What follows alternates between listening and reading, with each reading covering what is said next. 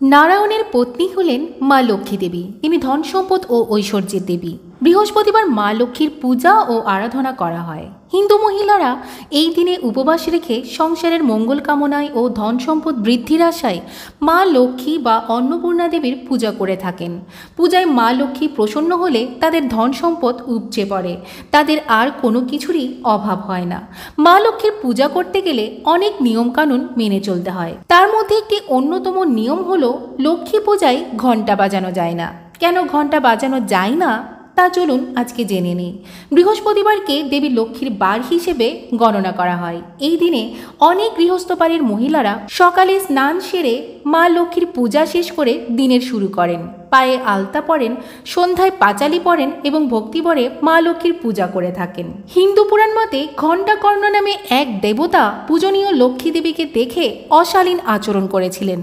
যে দেবীকে পুরো দেবলোক পূজা করে থাকেন সেই দেবীকেই কিনা অপমান করেছিলেন ঘণ্টাকর্ণ। এই ঘটনায় দেবী লক্ষ্মী ঘণ্টাকর্ণের উপর খুবই ক্ষুব্ধ হন। সেই থেকে মা লক্ষ্মীর পূজায় কোনো ব্যক্তি ঘণ্টা বাজালে তার উপরে খুবই ক্ষিপ্ত হন পদ্মাসনা দেবী লক্ষ্মী। লোকমত অনুসারে সেই থেকেই অন্যান্য সব পূজায় ঘণ্টা বাজালেও লক্ষ্মী পূজাতে ঘণ্টা বাজানো নিষিদ্ধ। দেবীর রোষানলে পড়তে না চাইলে কখনোই লক্ষ্মী পূজাতে ঘণ্টা বাজানো উচিত নয়। আরও একটি কারণ হতে পারে, আর তা হলো লক্ষ্মী পূজায় ঘণ্টা না বাজানোর সাথে সাথে লোহা বা স্টিলের কোনো কিছু ব্যবহার করাও নিষেধ। লোহা ব্যবহারের নিষেধাজ্ঞা সম্পর্কে শাস্ত্রে বলা আছে, লোহা দিয়ে নাকি অলক্ষ্মীর পূজা করা হয়, তাই লোহা ব্যবহারে লক্ষ্মীর পূজা হয় না। পূজায় যে ঘণ্টা বাজানো হয় সেই ঘণ্টাও এক ধরনের লোহজাত পদার্থ থেকে তৈরি হয়ে থাকে। এই দৃষ্টিকোণ থেকে লক্ষ্মী পূজায় ঘণ্টা না ব্যবহারের একটা কারণ খুঁজে পাওয়া যায়। মনে করা হয় কর্মজীবনে বড়সড় সাফল্য পেতে ও বিবাহের পথে সব বাধা দূর করতে বৃহস্পতিবার উপবাস পালন করা উচিত। পাশাপাশি লক্ষ্মীনারায়ণের পূজা করলে তা আরও বেশি সুফল দেয়। বৃহস্পতিবার উপবাসের সবচেয়ে বড় নিয়ম হলো এই দিনে কোনো রান্নায় নুন বা লবণ ব্যবহার করা উচিত নয়। সন্ধ্যের সময় ভগবান বিষ্ণুকে মিষ্টি খাবার নিবেদন করা হয়। বৃহস্পতিবার মানেই লক্ষ্মীবার। এই দিনে দেবী লক্ষ্মীর আরাধনার সঙ্গে সঙ্গে বিষ্ণুদেবের পূজাও করা হয়ে থাকে। অনেকে দেবী লক্ষ্মী ও নারায়ণের আরাধনা করে আশীর্বাদ পেতে ও নিজের মনস্কামনা পূরণের জন্য গুরুবারে উপবাস পালন করে থাকেন। বৃহস্পতিবার লক্ষ্মী পুজোর আরও একটি নিষিদ্ধ জিনিস হলো এই দিন খিচুড়ি বা কলা খাওয়া উচিত নয়। কিন্তু কেন বৃহস্পতিবার এই দুটি জিনিস খাওয়া নিষিদ্ধ তা জেনে নেব। বৃহস্পতিবার উপবাস না করলেও কলা খাওয়া উচিত নয়, কারণ মনে করা হয় কলা গাছে ভগবান বিষ্ণুর বাস রয়েছে। তাই বৃহস্পতিবার কলা পাতা বা কলা ছিঁড়ে ফেলা শুভ নয়। বৃহস্পতিবার ভগবান বিষ্ণুকে কলা নিবেদন করলেও সেই কলা ভোগ হিসেবেও এই দিন খাওয়া উচিত নয়।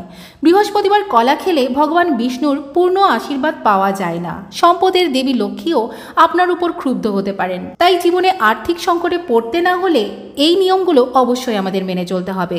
এবার জানবো লক্ষ্মীবারে কেন খিচুড়ি খাওয়া উচিত নয়। বৃহস্পতিবার যে কোনো হলুদ জিনিস খাওয়াই নিষিদ্ধ। বৃহস্পতিবার খিচুড়ি খাওয়া শুভ বলে মনে করা হয় না। রান্নায় হলুদ ব্যবহার করাও উচিত নয়। বৃহস্পতিবার খিচুড়ি খেলে নিজ নিজ গ্রহ দুর্বল হয়ে যায়, ভাগ্যের সমর্থনও পাওয়া যায় না। এছাড়াও বৃহস্পতিবার খিচুড়ি খেলে ঘরে দারিদ্রতা প্রবেশ করে। দিন দিন আয় কমতে থাকে, তেমনি খরচও বাড়তে থাকে। বাড়িতে সুখ শান্তি এবং সমৃদ্ধির জন্য বৃহস্পতিবারই খিচুড়ি ও কলা খেতে নিষেধ করা হয়। এছাড়াও এমন কিছু কাজ রয়েছে যা লক্ষ্মী পুজোর দিন বাড়িতে করতে নেই। যদি এই কাজগুলো বাড়িতে এই দিন করা হয় তাহলে মা লক্ষ্মী অত্যন্ত রুষ্ট হন। তবে চলুন জেনে নিই সেই কাজগুলো কি কি। মা লক্ষ্মীর পুজোর সময় কোনোভাবেই লোহার তৈরি বাসন ব্যবহার করা যাবে না। লক্ষ্মী দেবীকে কোনোভাবেই সাদা রঙের ফুল অর্পণ করা যাবে না। সাদা রং ছাড়া লাল, হলুদ, গোলাপি রঙের ফুল ব্যবহার করা যাবে। লক্ষ্মী দেবীর পুজোর সময় কোনোভাবেই তুলসী পাতা দেওয়া যাবে না। মা লক্ষ্মীর আসনে সাদা বা কালো রঙের কাপড় পাততে নেই। লাল, গোলাপি প্রভৃতি রঙের কাপড় ব্যবহার করতে হবে। এতে মা লক্ষ্মী অত্যন্ত সন্তুষ্ট হন।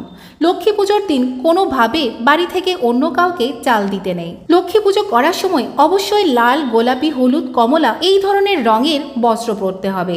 সাদা বা কালো রঙের বস্ত্র একেবারেই পরা যাবে না।